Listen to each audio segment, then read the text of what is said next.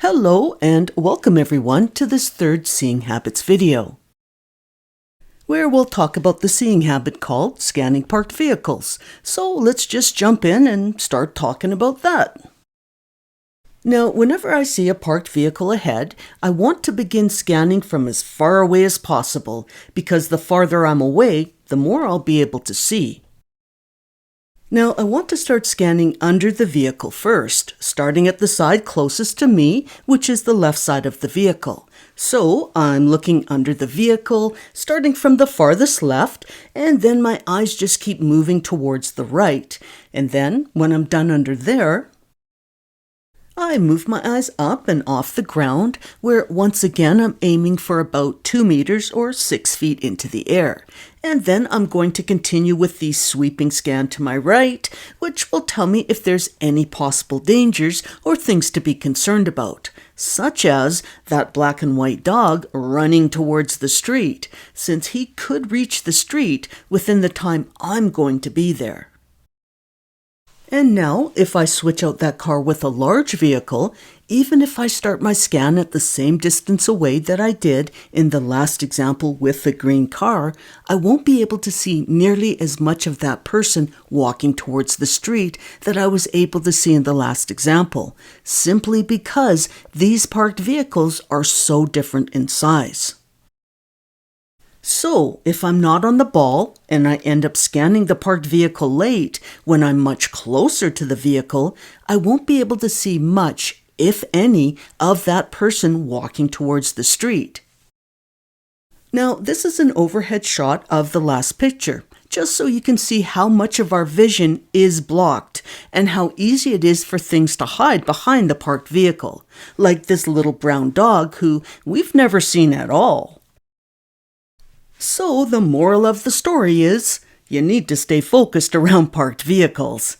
Now that may sound like a no-brainer, but the thing is, when you pass car after car after car and nothing happens, your brain puts parked cars into the doesn't matter category. So the only way to stop that from happening is to keep practicing scanning parked vehicles every time you see a parked vehicle.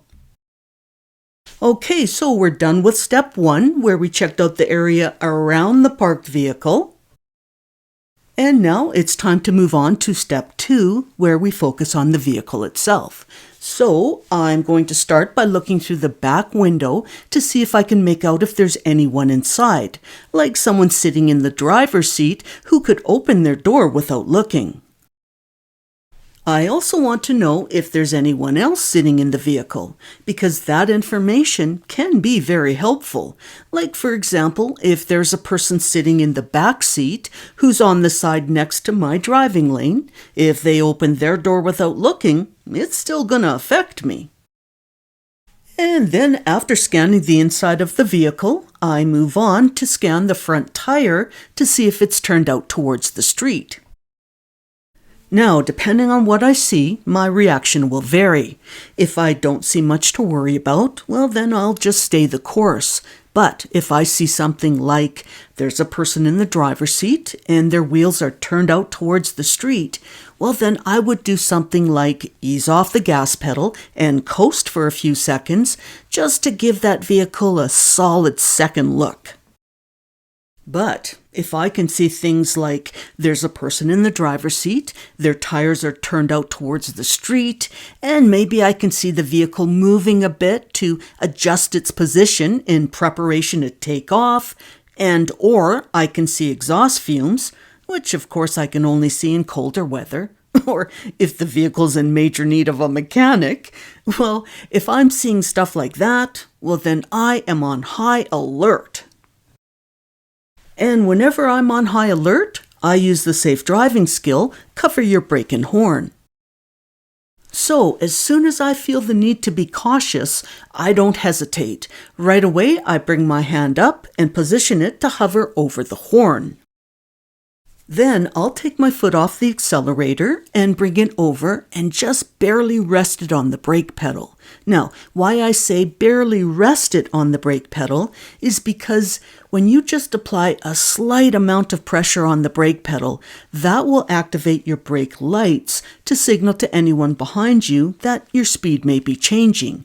But since it's just a slight amount of pressure, the only slowing you will be doing is from taking your foot off the accelerator. So once I've covered my brake and horn, if anything hinky happens, I am game ready. If that parked vehicle even starts to move in the slightest, there is no reaction time. I simply press that horn and press that brake pedal. Now, when there's a row of parked vehicles, I start by scanning the first vehicle in the lineup, just as I would if there was a single vehicle sitting there. Then I'll continue on to scan the rest of the vehicles in the row. So for my first visual pass, I'll keep my eyes low, looking for such things as tires turned out towards the street, possibly some feet, maybe an animal, those kind of things. And then, as usual, I'll end this first scan by bringing my eyes up to see what's happening well ahead down the street. And then when it's safe to take my eyes off the road ahead, I'll perform a scan on the left side of the street to see what's happening with those vehicles. And finally, when it's safe to do so, I'll perform another pass down the row of vehicles to my right, but this time my eyes are up higher, and I'm looking for such things as any signs of people in or around the vehicles, or any exhaust fumes waffling up between the vehicles, that kind of stuff. Now, this scan allowed me to see that there's a bit of a gap between the red Jeep and the white convertible. And that gap allowed me to see that there's a person sitting in the driver's seat of the convertible. So that's just a perfect example of why it is important to still do these scans, even when you feel you're not going to see anything. Because trust me, you will be able to see more than you might think. So basically, I'm just following the main principles of the area scan. When it's safe to take my eyes off the road ahead, my eyes are scanning up the right side first. But in this situation, the sweeping scan that usually follows may or may not work because of the parked vehicles. But it's still worth trying because even if I end up not seeing anything, just by doing it, I'm still keeping up my good habits. And then, once I'm done scanning to the right, my eyes are back looking well ahead to where I want to go. And then I'll get a quick rearview mirror scan in at some point as well. And then when I'm ready, I'll do the same thing for the area to my left. Now, normally, this would be the end to my loop. But when you're dealing with a long row of parked cars like this, it's much safer to do a second scan along the row of parked vehicles closest to you. So this way, I'm able to do a scan down low and then circle back and do this second scan midway up the vehicles. And other than this minor change, the loop continues on. And around we go. Alrighty then, that's the end of that. And now we've reached the point where I say, if you like this video, can you give it a like? And if you've not subscribed yet, what are you waiting for? And while you're at it, go ahead and hit that bell. And hey, maybe tell a friend or two. Okay, enough of this already. Let's move on to say goodbye.